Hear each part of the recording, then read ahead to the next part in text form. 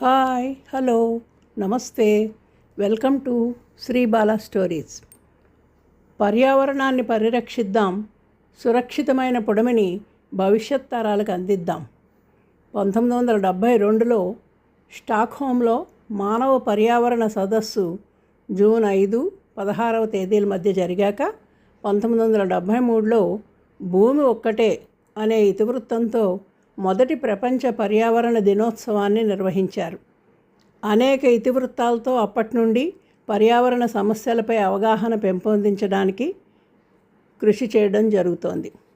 2026లో June 5వ తేదీన Azerbaijan రాజధాని బాకులో ప్రకృతి స్ఫూర్తితో వాతావరణం కోసం, మన భవిష్యత్తు కోసం అంటూ అధికారిక వేడుకలు జరపడానికి నిశ్చయించారు. తక్షణ వాతావరణ మార్పులు తగ్గించడం, ప్రపంచ వాతావరణ స్థితిస్థాపకతను పెంపొందించడానికి ప్రకృతి ఆధారిత పరిష్కారాలను ఉపయోగించడం గురించి ప్రచారం చేయదలుచుకున్నారు. ప్రపంచ పర్యావరణ దినం సందర్భంగా పర్యావరణానికి సంబంధించిన కొన్ని అంశాలు, కొందరు వ్యక్తుల గురించి తెలుసుకుందాం. వెన్నెల్లో హాయ్ హాయ్, మే నెలలో ఎండ హాయ్, ఆగస్టులో వాన హాయ్ అని పాడుకుందుకు బాగుంటుంది.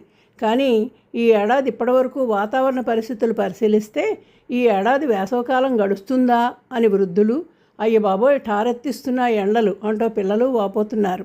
ఏమిటి వేడి ఎండలు అంటే భూతాపం, గ్లోబల్ వార్మింగ్ కారణం అంటున్నారు.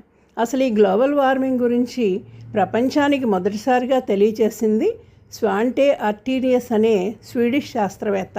వాతావరణంలో కార్బన్ డయాక్సైడ్ మోతాదుకు వాతావరణ ఉష్ణోగ్రతకు దగ్గర సంబంధం ఉంటుందని, బొగ్గు వంటి శిలాజింధనాలను మండించడం వల్ల కార్బన్ డయాక్సైడ్ ఇతర వాయువులు వాతావరణంలోకి విడుదలై భూమి ఉష్ణోగ్రత పెరుగుతుందని ఆయన 1896లోనే ప్రతిపాదించారు. మానవ కార్యకలాపాల వల్ల పెరిగే వాతావరణ కాలుష్యం, భూ ఉష్ణోగ్రతలు అధికమవడానికి సముద్రగమనం మీద ప్రభావం ఉంటుందని చెప్పినా ఎవరూ పెద్దగా పట్టించుకోలేదు. అయితే క్రమేణా అనేక పరిశోధనలు జరిగి ఈ విషయం స్పష్టమవుతూ వచ్చింది. 1988లో ప్రపంచ ఉష్ణోగ్రత దాదాపు 100 ఏళ్లలో అత్యధికమన్నారు. దాంతో ఈ విషమ పరిస్థితిని ఎదుర్కోవడానికి యుఎన్ఓ పర్యావరణ విభాగం ప్రపంచ వాతావరణ సంస్థ ఆధ్వర్యంలో వాతావరణ మార్పులపై అంతర్ప్రభుత్వ సంఘం 1988లో ఏర్పాటైంది. ఈ సంఘం 1992లో బ్రెజిల్లోని రియో డి జనీరోలో భూ సదస్సు జరిపి వాతావరణ మార్పులపై ఒక ఒప్పందం చేసుకున్నారు. అప్పటి నుండి ధరిత్రీ సదస్సులు నిర్వహిస్తూ కొంతవరకు వాతావరణ సమతుల్యతకు భంగం కలిగిస్తున్న కర్బన ఉద్గారాలు నియంత్రించడానికి ప్రయత్నాలు జరుగుతూ ఉన్నాయి. అంతర్జాతీయ స్థాయిలో ప్రయత్నాలు జరుగుతున్నాయి. మరి వ్యక్తిగతంగా మనం ఏం చేస్తున్నాం అనేది చూడాలి. ఈ సందర్భంలో భారతదేశ హరితవీరుడు, గ్రీన్ హీరో ఆఫ్ ఇండియాగా పిలువబడే రాధాకృష్ణ నాయర్ గురించి చెప్పుకోవాలి. ఈయన బీడుగా ఉన్న పట్టణ ప్రాంతాలను పట్టణ అడవులు నిర్మించడంలో సహాయం చేస్తున్నారు. ఇవి జీవ వైవిధ్యానికి కేంద్రంగా ఉంటూ పట్టణాల్లో వేడిని తగ్గించి పర్యావరణ ఆరోగ్యాన్ని మెరుగుపరుస్తాయి, గాలిని శుద్ధి చేస్తాయి.